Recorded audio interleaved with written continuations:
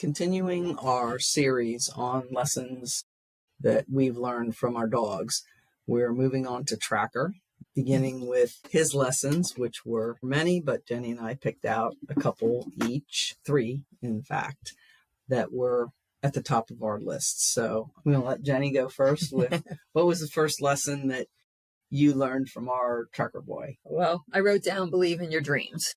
And I truly think that that was the beginning with Tracker, because we each had a dream of having a champion dog, what we came into this from. Yeah. You with Goldens and me with my Newfoundland. And, that was why we selected Tracker, or Tracker selected us. We had to come back to that believing in your dream many times throughout Tracker's life. Yeah.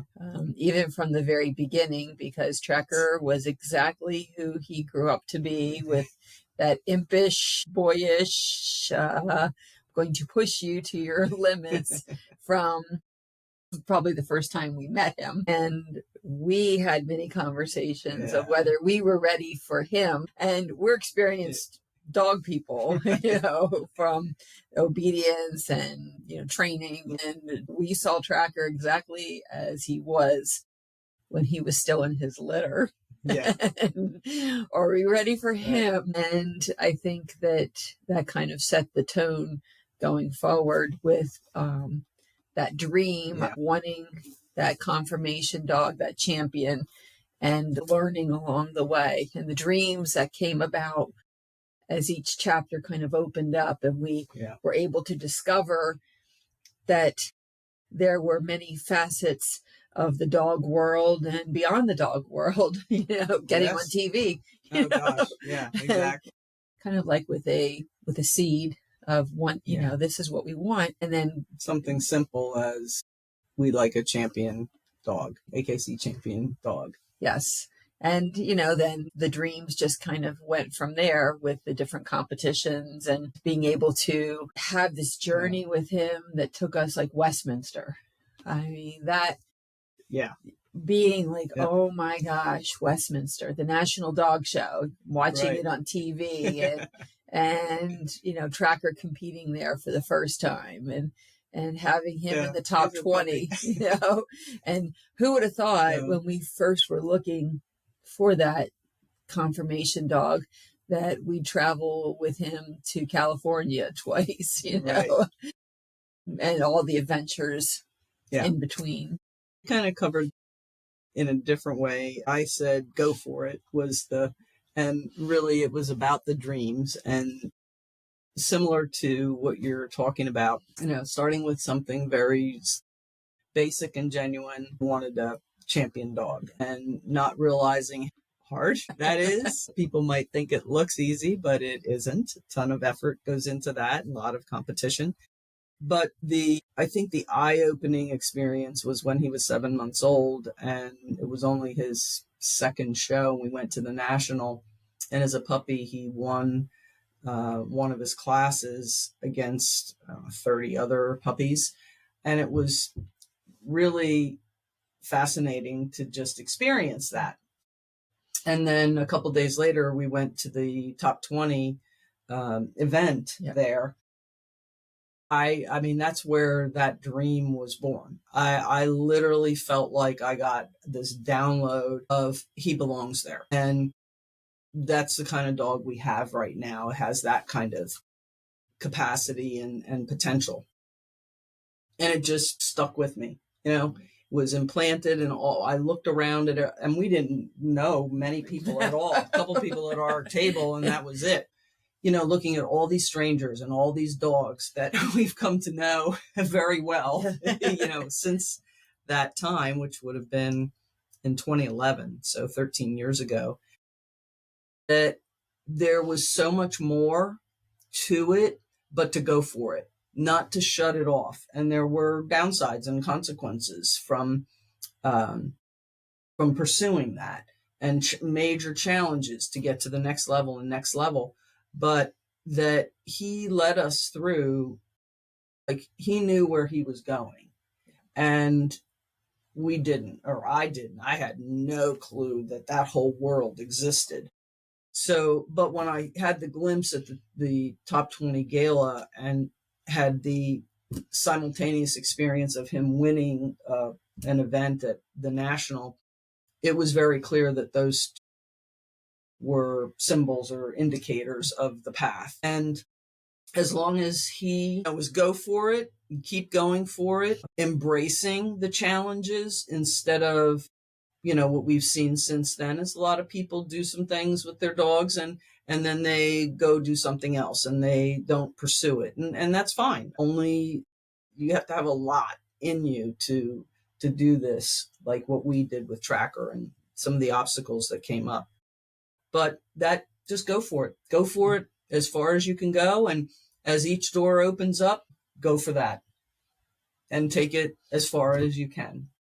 It's a huge lesson. And I teach goal setting. I've taught it for 40 years and, embrace that in a certain way, but to experience it in this fashion was really a lesson. And it was very clear that he was leading us and taking us there because he just loved the ring. Yeah. He knew. He knew that's where he belonged. Contrary to Sky that we've already covered, she knew she knew that's for him and not for her, but different video. So okay. Anyway, okay, so second lesson. Be open to learning. From the moment Tracker came home with us, we had to be open to learning with him because every day was a new day. And I will really never forget, really happy that puppy kindergarten started right away. And I remember going to class the first time you and I went, suburban training club, and we had Tracker and all the treats. And that first class was sitting and listening. And not his thing. It was not his thing. It was, I probably was crying at one point going, what are we doing? I'm trying to keep him busy and listen, and all we're doing is sitting and somebody is talking to us and we're not doing anything. And then we had puppy play at the end and it was like, oh, thank you. Let him burn this energy off. But I was really thinking, what did we get ourselves into here? And from then it became, the next class was better. We had things to do and we got homework, yay, from a teacher perspective, because I needed to be practicing some things because Tracker really was very different than my Newfoundlands and my lab. And, it was a new experience, but the other part of the learning that I thought was, the many pieces of being open to learning was he learned it so quickly. So we'd practice it and I was used to repetition, doing it again and again and again. And Tracker was like, I got it. What else you have? I got that. What else do you have? And then he would get impish and we had to practice those skills in so many different places, between the traditional sits and downs. But I distinctly remember he was the mouthiest dog I had ever had. Yes. He had his mouth us all the time and we were doing all the right things, replacing and, treats and dangling. And I remember sitting outside and we had just learned leave it in class. And and he's like, yeah, I got it. I leave that on the ground. I won't take it. And I was like, I want him to leave my arm alone. And I remember putting yogurt on my arm and practicing leave it with my arm. And that then became an epiphany of there's an application, looking at the basic things that we were learning.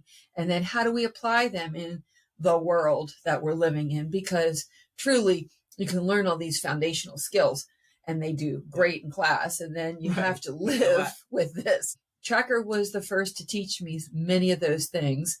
The leave it, how do we do it in the world? But I think the funniest one, and not so funny at the time because lots of Tracker's learning came with tears. We were down at Warrior Canine and we had Tracker and Sky and we had done an evaluation with a group of other golden owners and people, and they were like, let's take the dog swimming in the creek. And yeah, sure, let's go. We had Tracker and Sky on long lines and everybody was saying, they'll be fine, let them go. I remember our guts were going, I don't know. And we had been training recalls. We had been practicing. We were in class.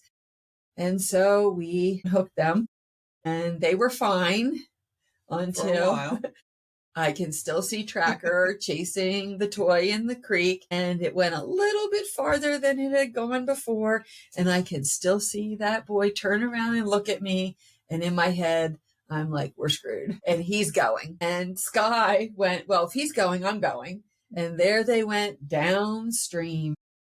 That recall that we Yes. thought was really Yep. solid was Was not. not. And we got them back, and we had a little conversation, Tracker and I. And the next day we made a phone call to Sharon from Suburban, yes, and right. did some private lessons on recall. To this day, we practice our over and over and over again in so many different situations to make that be safe and solid.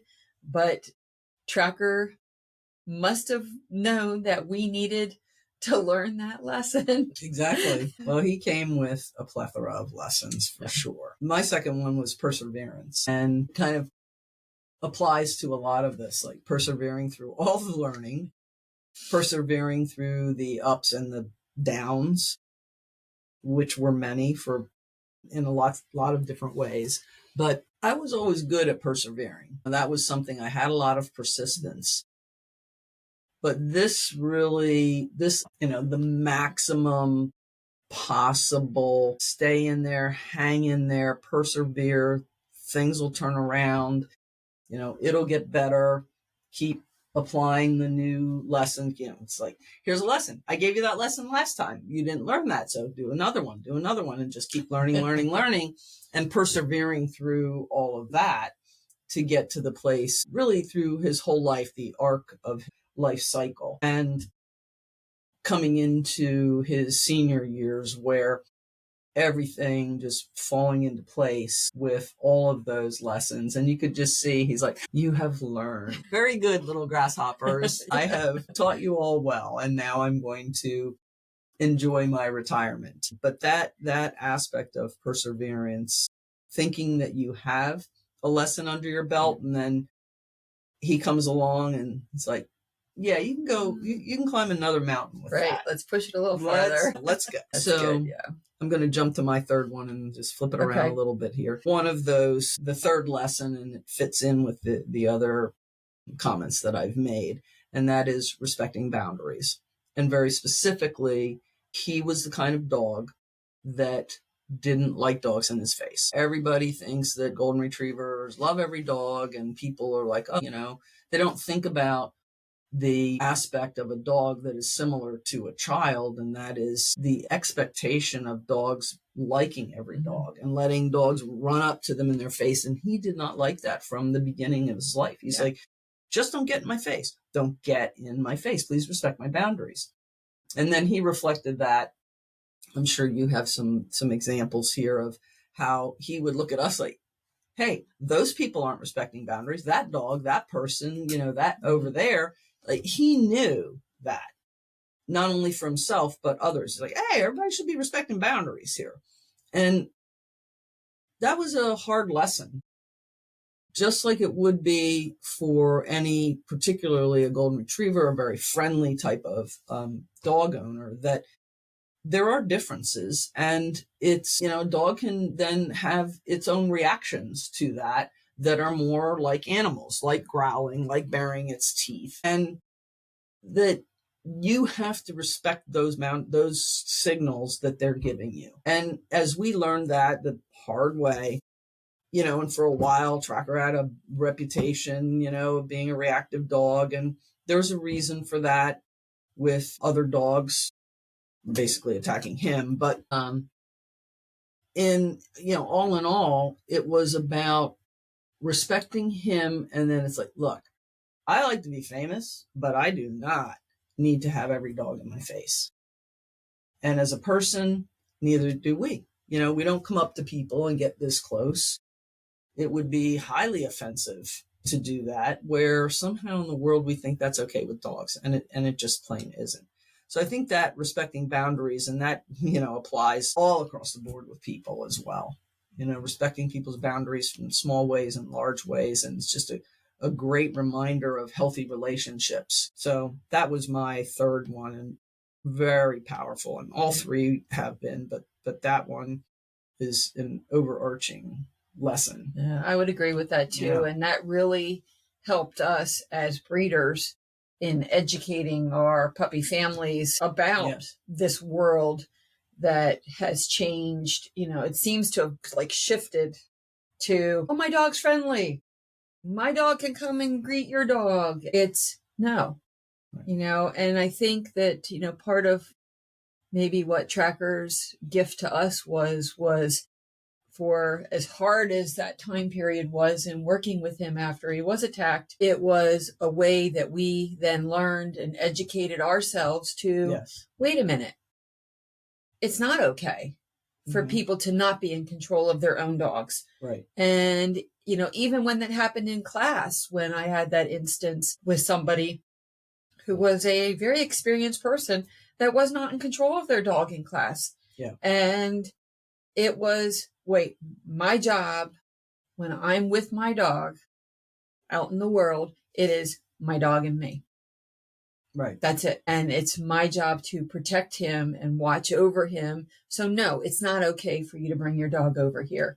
And that respecting boundaries, we've been able to draw strength from to communicate to our families to help them to go, no, it's not okay. Right. And here's a way that you can do it in a respectful way. Teach.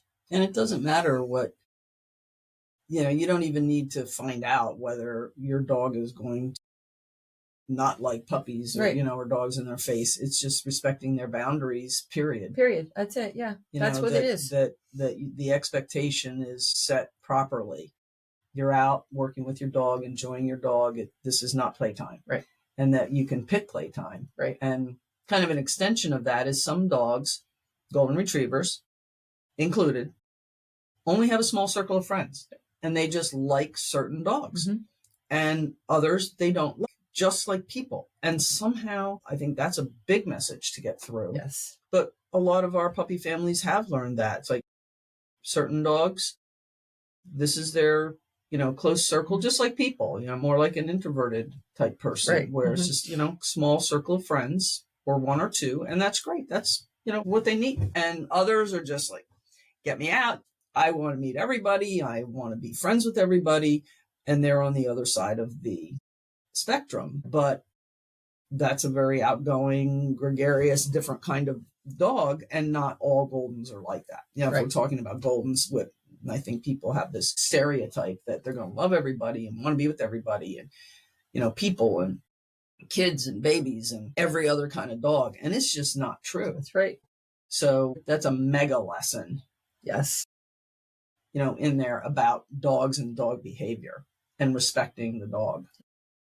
Thank you, Tracker. So thank you, Tracker. I think we passed. Well, my last one was finding joy. That's one thing I was very hard to do at the beginning with Tracker.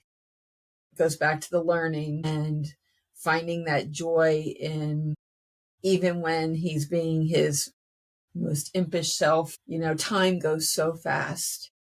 And, you know, I look back at pictures, you know, as doing that, getting ready for this and, you know, seeing that picture of him sitting in the refrigerator as a little puppy. And, you know, we laugh. Like the air conditioning vents. We laugh at that, you know, but that was him being impish. And, you know, when it snowed, his snow angels. Oh my gosh. And he would roll and roll and roll in that snow, and his head would pop up full of snow, just that smile on his face. And then he would do that when I'd mow the grass, and he would make grass angels and have the grass stains down his face. I send a couple pictures to our handlers. Yeah, like, glad he's off this weekend. We're going to scrub. And I think that was a lesson that he gave to me that it took me a while to learn.